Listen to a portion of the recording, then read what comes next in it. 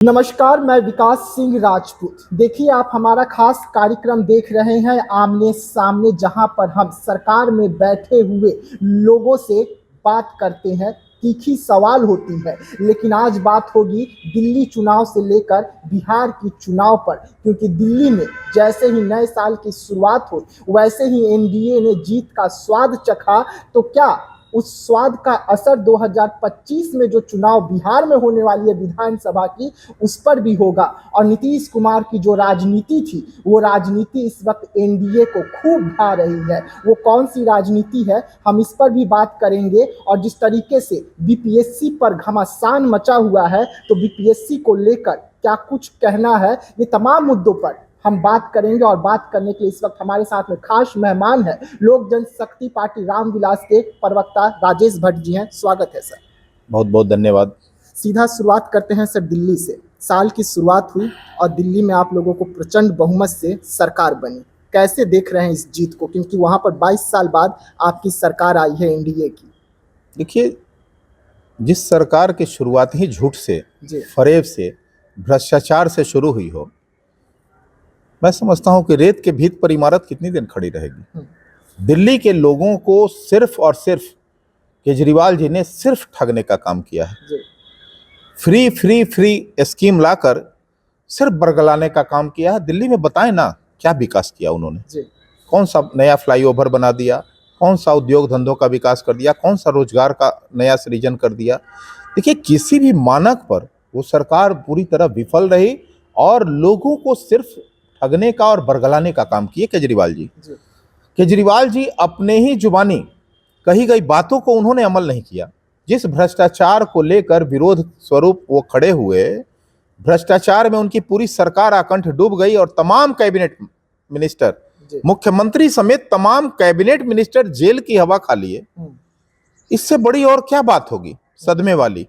बिहार, दिल्ली की जनता जो है, दिल्ली की जनता तो ठगी महसूस कर रही थी कि भैया किस सरकार को हम लोगों ने चुन लिया। वो बस इंतजार था अवसर का। अवसर आया चुनाव का, दिल्ली की सरकार जो है बदल गई। दिल्ली की जनता इतनी भोली भाली जनता थी कि इनके बहकावे में और बरगलाने में जरूर आ गई थी, लेकिन उन्हें फिर कहीं ना कहीं इस बात का भान हुआ कि कहीं ना कहीं हम लोगों से गलती हुई है।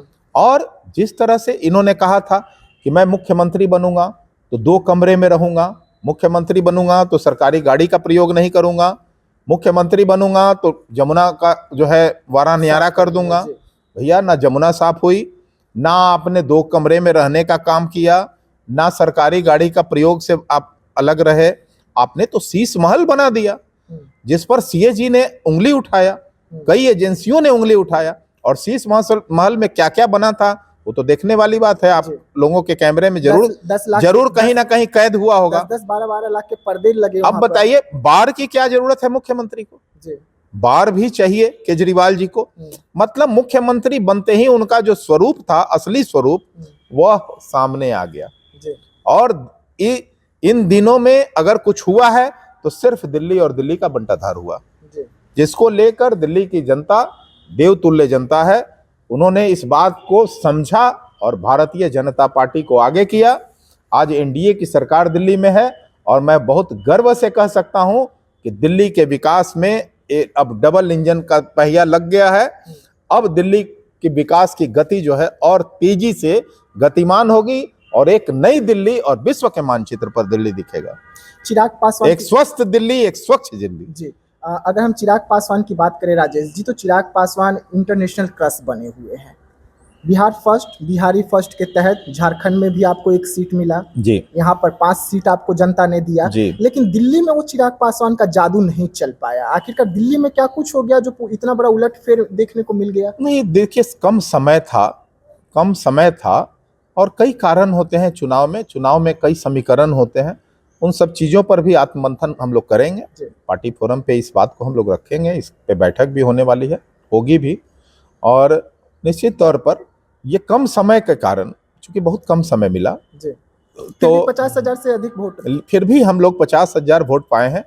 तमाम दिल्ली की जनता के प्रति हम जो है पार्टी की ओर से आभार व्यक्त करते हैं, धन्यवाद ज्ञापित करते हैं कि 50,000 वोटों का आपका जो है आशीर्वाद हम लोगों को मिला, और निश्चित तौर पर हम लोग और भी अच्छा करने का प्रयास करेंगे कि दिल्ली की जनता हमारे विश्वास को और भी बढ़ाए। बिहार पर आ जाते हैं। दिल्ली की राजनीति में तो खूब धमाल हुआ, लेकिन बिहार की राजनीति में आप लोगों को नीतीश कुमार की जो राजनीति है वो बेहद पसंद आ रही है। नीतीश कुमार की वो वाली राजनीति, जब नीतीश कुमार तेजस्वी यादव के साथ थे तो आप ही लोग चिल्ला चिल्ला कर कहते थे, बीजेपी चिल्ला चिल्ला कर कहती थी कि बड़ा जुल्म कर रहे हैं, कोई भी अपनी मांगों को लेकर सड़क पर उतर रहा है तो लाठियों से पीट दे रहे हैं। आज वही राजनीति आप लोगों को बड़ा पसंद आ रही है। देखिए, नीतीश कुमार जी विकास के पर्याय हैं, इसमें कहीं कोई शक शुबा नहीं है कि 2005 के पहले जो बिहार की स्थिति लालू के जंगल राज में हुई, तो आदरणीय लालू जी ने जो हश्र किया था बिहार का, उससे एक बड़ा परिवर्तन की ओर माननीय नीतीश कुमार जी की ही देन है। और नीतीश कुमार जी की जो विकासवादी सोच है वो कहीं ना कहीं हमारे बिहार फर्स्ट, बिहारी फर्स्ट से काफ़ी मिलता जुलता है। और हमारे देश के यशस्वी प्रधानमंत्री जी का जो स्लोगन है भारतीय जनता पार्टी का कि सबका साथ, सबका विकास और सबका विश्वास, तो ये सुमेल एक गठबंधन के तहत हम चाहते हैं कि बिहार को कैसे हम लोग विश्व गुरु 2047 के साथ हम लोग अटैच करें और आगे ले जाएं। डबल इंजन की सरकार है बिहार में, और निश्चित तौर पर बिहार के विकास को एक तेजी गति मिलेगी। अभी आपने देखा होगा कि हमारे राष्ट्रीय अध्यक्ष जब केंद्रीय मंत्री बने, फूड प्रोसेसिंग विभाग हम लोगों को मिला, तो कई ऐसे काम आए। निफ्टेम अभी बिहार में बजट में लाया गया, वो हमारे माननीय राष्ट्रीय अध्यक्ष की देन है। केंद्रीय मंत्री, बतौर केंद्रीय मंत्री उन्होंने वित्त मंत्री से यह आग्रह किया था, और देश का तीसरा संस्थान हमारे बिहार को मिला। मैं तो देश के यशस्वी प्रधानमंत्री आदरणीय श्री नरेंद्र मोदी जी को, गृह मंत्री आदरणीय अमित शाह जी को, और देश के वित्त मंत्री निर्मला सीतारमन जी के प्रति पार्टी की ओर से आभार व्यक्त करता हूं कि उन्होंने बिहार को प्रायोरिटी पर रखा। वैसे तो हमारे 300 सांसद परसों ही मिलकर आभार व्यक्त किए हैं। आप जो कह रहे हैं कि डबल इंजन की सरकार, तो डबल इंजन की सरकार जो इस वक्त बिहार में देखने को मिल रही है, डबल इंजन की रफ्तार से लाठियां भी तो बरसा रही है, इससे तो आप भाग नहीं सकते हैं। नहीं, देखिए, उस पर भी हम लोग लगातार बोलते रहे हैं कि भाई लाठी ना बरसे। छात्रों के साथ जो पुलिसिया व्यवहार हुआ, छात्रों के साथ हो, पुलिसिया व्यवहार नहीं, छात्रों के साथ जो भी पुलिसिया व्यवहार हुआ उस पर हमारे पार्टी के राष्ट्रीय अध्यक्ष ने भी आपत्ति दर्ज किया था और कहा था कि छात्रों के साथ इस तरह का लाठी का जो व्यवहार हुआ वो उसके हम पक्षधर बिल्कुल नहीं है। तो हम लोगों ने पार्टी का अपना रुख साफ कर दिया है। और निश्चित तौर पर देखिए, छात्र अपने घर के परिवार के बच्चे हैं, हमारे ही बच्चे हैं, कोई दूर के बच्चे नहीं है, वो बिहार के बच्चे हैं। तो हम नहीं चाहते हैं, ये हर चीज का बातों से, विमर्श से, संवाद से जो है रास्ता बनना चाहिए। और निश्चित तौर पर उस पर हम लोगों ने मुख्यमंत्री जी से, माननीय मुख्यमंत्री जी से भी आग्रह किया है। हमारे पार्टी के राष्ट्रीय अध्यक्ष आदरणीय श्री चिराग पासवान जी भी मिले थे। तो निश्चित तौर पर ऐसे कोई भी समस्या आती है तो हम लोग लगभग छात्रों के साथ मजबूती से खड़े दिखते हैं। चिराग जी खड़े हैं, बिल्कुल आप खड़े हैं, बिल्कुल, आपकी पार्टी खड़ी है, बिल्कुल। संभावी चौधरी अलग ट्रेंड पर चल रही है।